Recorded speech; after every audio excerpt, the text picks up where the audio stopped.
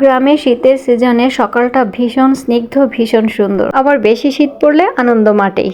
শীতের সকালে এমন মনোমুগ্ধকর পরিবেশে যদি এক গ্লাস খেজুরের রস হয় তাহলে তো কথাই নাই। তো আমি এক গ্লাস খেজুরের রস খেয়ে নেমে পড়ছি। খেজুরের রসটা খুব ফ্রেশ ও মিষ্টি ছিল। সবাইকে আসসালামু আলাইকুম, সবাই কেমন আছেন? আশা করি সবাই ভালো আছেন। তো বিগত শীতের সিজনে আমি যখন গ্রামে বেড়াতে গিয়েছিলাম, তো ওই সময়টা আমাকে বেশ কিছুদিন থাকা হয়েছিল। তো বিগত শীতের সিজনে যখন আমি আমার গ্রামে ছিলাম, আমি নিজে কৃষানি হয়ে শখের বশে বিভিন্ন ধরনের শীতকালীন শাকসবজি চাষ করেছিলাম। তো চলুন এখন দেখে আসি আমি কি কি শাকসবজি চাষ করেছিলাম, আর এগুলোকে আমি খেতে পেরেছিলাম। আমাকে তো রেখে চলে আসতে হয়েছিল ঢাকাতে। তো বাড়ির উঠানের একপাশে আমি লাগিয়েছিলাম বেশ কিছু সরিষা, পেঁয়াজকলি, ভুট্টা, বেগুন, সিম, টমেটো, কাঁচামরিচ ইত্যাদি। আরও অন্যান্য শাকসবজি পাতা ছিল, আপনার পালং শাক ছিল। তো আমি এখন হেঁটে যাচ্ছি আমার সরিষা ক্ষেতের মধ্যে দিয়ে। আরেকটা কথা বলে, এখানে যে চাষটা করেছি, এখানে মাটিটা কিন্তু আমি নিজে হাতে কোদাল দিয়ে কুপিয়ে কেটেছিলাম। আমি চাইলে লোক দিয়ে করতে পারতাম, কিন্তু আমার একটা শখ ছিল যে আমি নিজে হাতে করব। এই যে এটা হচ্ছে আপনার ওলকপি। এটা কিন্তু আমি নিজে মাটি কুপিয়ে বন পরিষ্কার করে আমি নিজে বাজার থেকে এটা চারাগুলো এনে আমি নিজেই লাগিয়েছিলাম। প্রতিদিন আমি 2 বার করে পানি দিতাম, মোটরের পাইপ দিয়ে পানি দিতাম। তো এখানে দেখেন আমি ওলকপি তুলছি। ওলকপিগুলো বেশ বড় হয়েছিল। ওই সময়টা আমাকে বেশ কিছুদিন থাকা হয়েছিল। আসলে নিজের সবজি চাষ করে সেই সবজি যখন নিজে হাতে তোলা হয়, এটার যে কি আনন্দ সেটা বলে বোঝানো যাবে না।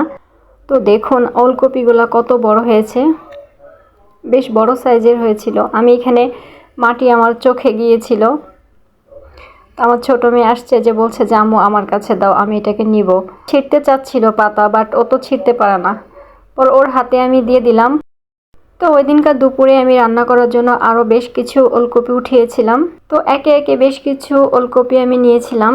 আর শীতের দিনে এভাবে নিজের উঠান থেকে নিজে চাষ করা সবজি তুলে খাওয়ার যে কি আনন্দ, গ্রামে যারা করে একমাত্র তারাই বলতে পারবে। তো আমি আবার আমার মেয়ের কাছে দিয়ে দিলাম। আমি এখন আরও একটা ওলকপি উঠাবো। এটা উঠাইতে আমার অনেক কষ্ট হচ্ছিল, অনেক জোর দিতে হচ্ছিল, পারতেছিলাম না উঠাইতে। তারপরেও আমি উঠাইলাম। এবার আমার ছোট মেয়ের পালা। আমার ছোট মেয়ে চলে আসছে পেঁয়াজকলি কাটতে। বলছে যে আম্মু আমি কাটবো, তুমি ভিডিও করো।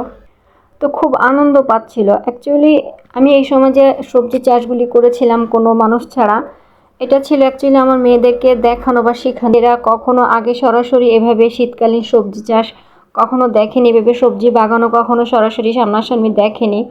তা আমি ওদেরকে একটা ভালো একটা ফিল দেওয়ার জন্য এটা করেছিলাম, যে ওরা নিজেরা দেখুক প্রকৃতির যে কত সুন্দর আনন্দ আছে, মজা আছে, এটা দেওয়ার জন্য। তো এইভাবে আমার বড় মেয়েও চলে আসে কাটার।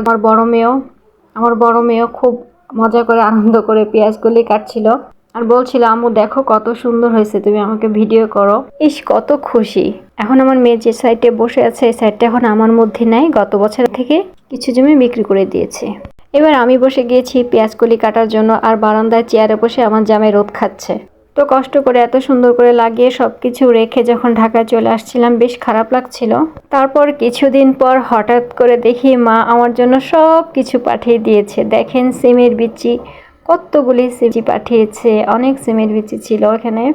তারপর ছিল শুকনা বড়ই, ছিল কাঁচা পাকা টমেটো, পেয়ারা ছিল, তারপর ছিল পেঁয়াজ আমি যে নিজে লাগিয়েছিলাম, তারপর ছিল যে নতুন আলু, এই গাছগুলো সব লাগানো ছিল, বেগুন, তারপর পেঁপে, তারপর কিছু ছিল লাউ শাক, এখানে মেবি সরিষা ছিল, আর কিছু ধনিয়া ছিল। এগুলো সব কিছুই চাষ করা এখানকার।